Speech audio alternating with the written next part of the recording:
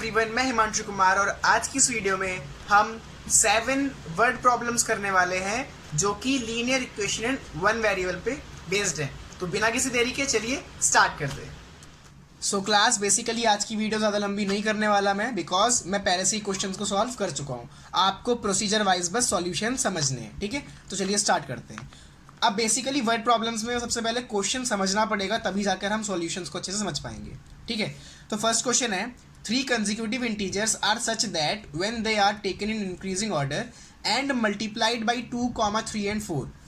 अब यहाँ पर हमसे कहा कि 3 कंजिक्यूटिव मतलब लगातार, 3 लगातार इंटीजर्स हैं, जैसे ही उनको ऑर्डर में लेते हैं वैसे ही वो इन तीनों से मल्टीप्लाई होते हैं। मतलब फर्स्ट वाला इंटीजर 2 से, सेकंड वाला 3 से और थर्ड वाला 4 से।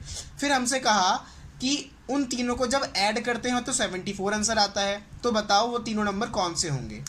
तो जैसे ही हमसे कंजिक्यूटिव कहा तो हमने लेट किया फर्स्ट वाला एक्स के बाद जो भी नंबर होगा एक ज़्यादा होगा तो x+1, फिर इससे भी एक ज़्यादा तो x+2, ये हमने लेट कर लिए। अब ऑर्डर के साथ लेट करना था तो फर्स्ट वाले को 2 से मल्टीप्लाई 2x, सेकंड वाले को 3 से तो 3 ब्रैकेट में x+1 और थर्ड वाले को 4 से तो 4 ब्रैकेट में x+2, ठीक। अब बेसिकली यहाँ पर हमसे बोला था कि जब भी ऐड करते हैं तो 74 आंसर आता है। तो इन तीनों को सीरियल वाइज ऐड करके 74 के साथ इक्वेशन बनाकर सॉल्व करना है। तो लिखा 2x + 3 ब्रैकेट में x+1 + 4 ब्रैकेट में x+2 = 74। अब इसे सॉल्व आउट करके हमें बेसिकली x की वैल्यू निकालनी है।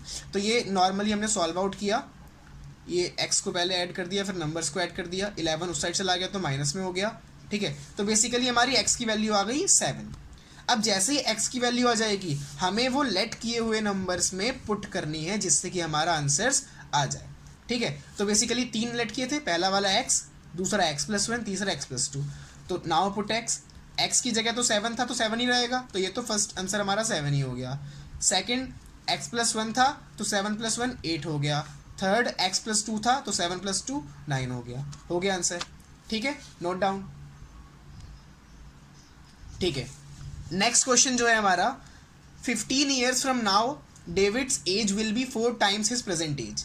What is David's present age. अब बेसिकली यहाँ पर बोला है कि आज से 15 साल बाद डेविड की जो भी एज होगी वो आज के मुकाबले 4 गुना ज़्यादा होगी। तो बताओ आज की एज कितनी है, ठीक। तो बेसिकली हमें पता नहीं है प्रेजेंट एज, तो हमने प्रेजेंट एज को x मान लिया, लेट कर लिया, ठीक। अब बेसिकली हमने दोनों इक्वेशंस को इक्वल रखा।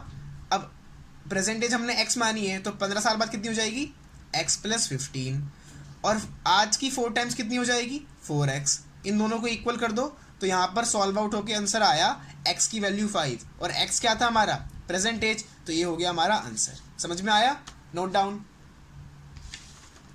ठीक, ओके। सो नेक्स्ट क्वेश्चन हमारे पास है, अब ये भी अब एज वाला ही है लेकिन अब इसमें चेंज हो गया, ठीक। वहाँ पर 1 पर्सन था, यहाँ पर्सन बढ़ गए। Rani's father is 26 years younger than Rani's grandfather. Rani के जो पापा हैं वो रानी के दादाजी से 26 साल छोटे हैं। एंड 29 years ओल्डर देन रानी, और रानी के जो पापा हैं वो रानी से 29 years बड़े हैं, ओल्ड हैं। अब कहा कि जब तीनों की एज को जोड़ते हैं तो 135 years आता है। तो बताओ कि सबकी कितनी कितनी एज है। तो बेसिकली यहाँ भी हमें लेट करना पड़ेगा, ठीक है। अच्छा, कभी भी आप इसमें 2 वेरिएबल लेट मत करना क्योंकि 1 वेरिएबल हम पढ़ रहे हैं ना, तो बेसिकली x ही करेंगे। अब मैंने यहाँ पर रानी की एज x मान ली, ठीक है, क्योंकि सबसे छोटी यहाँ पर रानी है। अब रानी के पापा रानी से कितने बड़े हैं 29 years, तो रानीज फादर कितना हो गया x + 29। अच्छा, रानी के दादाजी रानी से कितने बड़े हैं, तो वो रानी के फादर से 26 बड़े हैं, तो रानी के फादर + 26, ठीक। अब ये तो हमारी इक्वेशन है, ठीक है। अब इक्वेशन के बाद हमसे बोला गया था कि जब तीनों की एज को ऐड करते हैं तो 135 आता है। तो हमने इसी इक्वेशन को आगे फॉरवर्ड किया, तीनों की एज को लिखा x + 29 x + 29 + 26। सॉल्व आउट करके हमने x की वैल्यू लेके आ गए, तो x की वैल्यू आई हमारी 17। और जैसे ही वैल्यू आएगी लेट की हुई चीज़ों में हम वैल्यू पुट कर देंगे। तो जैसे ही 17 वैल्यू आई, नाउ पुट, रानी की एज में पुट किया तो रानी की एज तो x थी, तो मतलब रानी की एज हो गई 17 years। रानी के फादर्स की एज थी x + 29, मतलब रानी से 29 years ज़्यादा, तो ये हो गया 17 + 29, 46 ईयर्स। रानी के दादाजी की एज थी रानी के फादर से भी 26 ज़्यादा, तो 46 + 26 मान लो 72 ईयर्स। ये हो गया हमारा आंसर। समझ में आया? Note down. ठीक है, नेक्स्ट यहाँ पर है बंसी has 3 times as many 2 rupees as he has 5 rupee coin। अब ये थोड़ा कॉइन्स में आ गया तो अलग है। कैसे? अब यहाँ पे कहा बंसी के पास 3 गुना ज़्यादा सिक्के हैं जितने उसके पास 5 रुपए के हैं। फॉर एग्जाम्पल अगर 5 रुपए का एक सिक्का हुआ तो 2 रुपए के हो गए 3 गुना, तो मतलब 2 रुपए के 3 सिक्के हो गए। ठीक है, अब फिर इसमें कहा कि अगर उसके पास टोटल 77 रुपीज़ हैं। अब यहाँ पर देखो ये थे कॉइन और ये है रुपीज़। फिर कहा कि बताओ दोनों के पास टोटल कितने कितने कॉइन हुए। तो बेसिकली हमें कॉइन पता नहीं है तो हमने लेट किया, let number of 5 rupee coin be X, कि 5 रुपए के कॉइन एक्स माने तो 2 रुपए के कितने हो जाएंगे 3x, क्योंकि इसका ट्रिपल थ्राइस बोला था ना यहाँ पर। ठीक है, अब इसके बाद टोटल रुपीज़ कितने हो गए। अगर 5 रुपए के जितने भी कॉइन होंगे उस कॉइन में 5 की मल्टीप्लाई कर दो उतने पैसे हो जाएंगे। जैसे 5 रुपए के 5 कॉइन हुए तो 5 जा टोटल 25 रुपये हो गए ऐसे। तो टोटल और 2 रुपीज़ कॉइन के 2 में की मल्टीप्लाई कर देंगे 3x में, तो ये हो गया 6x। अब हमें बताया था स्टार्टिंग में कि जो सम है वो 77 है, तो हमने किया 5x + 6x = 77। सॉल्व आउट करके जो भी x की वैल्यू आई वो लेट की हुई चीज़ों में हमने पुट कर दी। ठीक है, अच्छा लेट क्या किया था, ये x और 3x। तो जैसी x की वैल्यू 7 आई पुट x, तो number of 5 rupees coin x थे तो ये तो 7 कॉइन हो गए। Number of 2 rupees coin 3x थे तो 3 7 जा 21 कॉइन हो गए। ये हो गया हमारा आंसर। ठीक है, note down. Okay, now we have the next question, that is Mary has a total of ₹300 in coins of denominations. अच्छा ये भी लास्ट वाले की तरह है लेकिन इसमें एक चेंज है, बताऊंगा अभी। ₹1, ₹2 एंड ₹5। हाँ, इससे पिछले वाले क्वेश्चन में सिर्फ 2 सिक्के थे, एक 2 रुपये का और एक 5 रुपये का। अब यहाँ पर सिक्के 3 हो गए। ठीक है, कौन कौन से? 1 रुपी कॉइन, 2 रुपी कॉइन और 5 रुपीज़ कॉइन। अब यहाँ पर क्या बोला है, the number of 2 rupees coin is 3 times the number of 5 rupee coin. पहले की तरह कि जो 2 रुपये के सिक्के हैं वो 5 रुपये के सिक्के से 3 गुना ज़्यादा हैं। अब इन्होंने ये बता दिया कि टोटल हमारे पास 160 सिक्के हैं। ठीक है, तो बताओ सब पे कितने कितने सिक्के पड़े सेपरेट। अब यहाँ पर हमने किया लेट पहले की तरह, तो स्टार्टिंग के दोनों सेम लेट करेंगे। 5 रुपी कॉइन हमने लेट किया x, 2 रुपीज़ कॉइन किया हमने 3x। अब जो बचे 1 रुपीज़ कॉइन वो क्या होंगे, तो टोटल में से 3 और 1 4x हटा देंगे। तो टोटल कॉइन यहाँ पर कितने थे हमारे पास 160, तो 160 माइनस 4x, ये हो गए हमारे 1 रुपीज़ कॉइन। ठीक, अब सेम इसी को करेंगे रुपीज़ में, तो इसको 5 से मल्टीप्लाई कर देंगे, इसको 2 से, और ये एज इट इज़ रहेगा क्योंकि 1 रुपी कॉइन को तो जितने कॉइन होंगे उतने ही पैसे होंगे। ठीक है, तो हमने कर दिया टोटल 5 रुपीज़ कॉइन, ये 5x हो गया। यहाँ पर जब 3x को 2 से किया तो 6x हो गया, और ये एज इट इज़। अब टोटल मनी, स्टार्टिंग में हम कहा था कि मैरी के पास टोटल 300 रुपये हैं, तो सीधी सी बात है कि तीनों को ऐड करके 300 आएंगे। तो ये हो गए 5 रुपये वाले, ये 2 रुपये वाले और ये 1 रुपये वाले।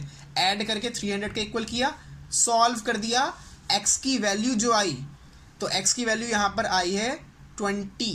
ठीक है, तो बेसिकली जो भी हमने स्टार्टिंग में तीनों नंबर सेलेक्ट किए थे इन तीनों में 20 पुट कर देना है। तो यहाँ पर पुट किया, number of 5 rupee coin is equal to, तो ये तो x था तो यहाँ पर 20 कॉइन हो गया। 2 रुपी कॉइन 3x था तो 3 × 20 60 कॉइन्स हो गया। 1 रुपी कॉइन 160 माइनस 4 × 20, तो बेसिकली 160 माइनस 80, तो ये हो गया 80 कॉइन। ये हो गए हमारे तीनों answers. Got it? Note down. Okay, the next question we have, ये है Deveshi has a total of 590 rupees as currency notes. अच्छा अगर आप समझोगे तो बेसिकली पहले की तरह ही है, बस वहाँ पर कॉइन्स थे और यहाँ पर नोट्स कर दिए हैं। ठीक, सेम लास्ट क्वेश्चन की तरह है। अब नोट है तो 50 रुपये का नोट हो गया, 20 का हो गया और 10 का हो गया। ठीक, अच्छा इसमें रेशियो दिया है, इसमें कहा है कि 50 रुपी नोट्स और 20 रुपी नोट्स का रेशियो है 3:5। अब उनके पास टोटल 25 नोट हैं, तो बताओ कि कितने कितने नोट हुए टोटल। ठीक है, तो रेशियो के हिसाब से पहले हम लेट करते थे, इस बार दोनों दिए हुए हैं ऑलरेडी। तो 50 रुपी नोट्स हो गए 3x क्योंकि 3 था रेशियो, ठीक, और 20 रुपी के हो गए 5x क्योंकि यहाँ पर रेशियो 5 था। अब 10 रुपी के क्या होंगे, तो टोटल में से इन्हें हटा दो, तो टोटल 25 नोट थे, तो 25 माइनस 5 और 3 8x। ठीक है, अब सेम जब रुपीज़ निकालेंगे तो जितने भी 50 रुपीज़ के नोट्स हैं उसको 50 से मल्टीप्लाई, 20 रुपीज़ के नोट्स को 20 से मल्टीप्लाई और 10 रुपीज़ के नोट्स को 10 से मल्टीप्लाई। अच्छा, अब यहाँ कंफ्यूज मत होना कि मैं मल्टीप्लाई क्यों कर रहा हूँ, क्योंकि बेसिकली जितने भी नोट होंगे उसको मल्टीप्लाई करेंगे तभी तो पैसे निकलेंगे। ठीक है, तो टोटल रुपीज़ जब मल्टीप्लाई किया तो ये हो गया 150, 100 और 250 माइनस 80 क्योंकि यहाँ पर दोनों से मल्टीप्लाई होगी। ठीक है, अच्छा इसके बाद सेम टोटल हमारे पास 590 रुपीज़ थे, तो पहले की तरह तीनों को ऐड करके 590 के इक्वल रख दिया हमने। ठीक है, तो बेसिकली x की वैल्यू कट कर आई 2 और x की वैल्यू आप लास्ट में इन तीनों में पुट कर दोगे। ठीक है, और जो भी आंसर आएगा, तो बेसिकली यहाँ मैंने स्किप किया है लेकिन आपको पूरा करना है, तो बेसिकली आपके आंसर्स ही आएंगे। ठीक है, तो ये आपको सॉल्व करना है जितना बचा है। ठीक है, ऐसे note down. Okay, the next question and the last of today's video. The perimeter of a rectangle swimming pool is 164 meter. अब यहाँ पर हमसे कहा कि एक रेक्टेंगुलर स्विमिंग पूल का पेरीमीटर 164 मीटर है। अब कहा उसकी लेंथ जो है वो 2 मीटर ज़्यादा है थ्राइस ऑफ इट्स ब्रेथ, मतलब जितनी भी ब्रेथ है ब्रेथ का 3 गुना और उसमें 2 मीटर ऐड कर दो तब जाकर उसकी लेंथ बनेगी। ठीक है, अब कहा कि बताओ लेंथ और ब्रेथ क्या होगी, तो बेसिकली ब्रेथ हमने x लेट किया तो लेंथ कितनी हो गई, अब ब्रेथ का थ्राइस, तो x को 3 से मल्टीप्लाई करेंगे तो 3x, इसमें 2 और ज़्यादा तो +2। अब पेरीमीटर का फॉर्मूला लगाया, perimeter is equal to 2 bracket l plus b। ठीक है, ये तो रेक्टेंगल का फॉर्मूला है ना, पेरीमीटर रेक्टेंगल, जी हाँ। अब दोनों की वैल्यू पुट कर दी, पेरीमीटर की जगह जो दिया हुआ था क्वेश्चन में 164, ठीक, और लेंथ और ब्रेथ की जगह जो हमने लेट किए थे। अब बेसिकली सॉल्व आउट किया, x की वैल्यू आई 20, तो 20 को हमें पुट करना है ब्रेथ और लेंथ में, तो ब्रेथ की वैल्यू x थी तो ब्रेथ हो गई 20 मीटर, लेंथ की वैल्यू थी 3x प्लस 2, तो 3 मल्टीप्लाई 20 प्लस 2 ये हो गया 62 मीटर आंसर। समझ में आया, नोट डाउन। ठीक है, ऐसे ही करते रहेंगे। सो मिलते हैं नेक्स्ट वीडियो में।